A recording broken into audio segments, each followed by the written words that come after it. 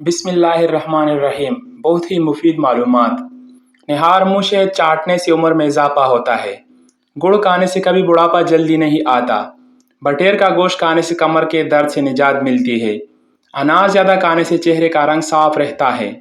खाना खाने के बाद थोड़ी सी अजवाइन पानी के साथ खाने से मोटापा दूर हो जाता है। खाना पकाने के दौरान अगर एक मोमबत्ती को चूल्हे के करीब रख दिया जाए तो खाने की खुशबू सिर्फ किचन तक महदूद रहती है। बैंगन का सालन खाने से इंसान का दिल कमज़ोर नहीं होता। जो ज़्यादा मीठा खाता है वो जल्दी बूढ़ा हो जाता है। अगर दांतों में पिलाहट आ गई हो तो सरसों के तेल में 1 चाय का चम्मच नमक मिलाकर दांतों पर लगाएं। दांत सफ़ेद हो जाएंगे।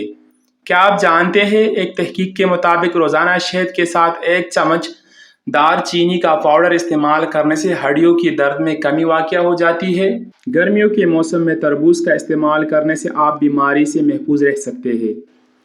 चेहरे के कील मुहासे दूर करने के लिए अंडे की सफ़ेदी पेंट करके चेहरे पर 15-20 मिनट के लिए लगाइए। बाद में साबुन से मुंह धोकर साफ कर लें। अगर आपको बार बार पेशाब आता हो तो रात को सोने से पहले अखरोट खाएं। अगर आपको रात को नींद ना आ रही हो तो 1 कप दूध में 2 खजूरें बगैर गुठली के उबाल लें और जब नरम हो जाए तो ये दूध पी लें और खजूरें खा लें। इससे आपको पुरसकून नींद आ जाएगी।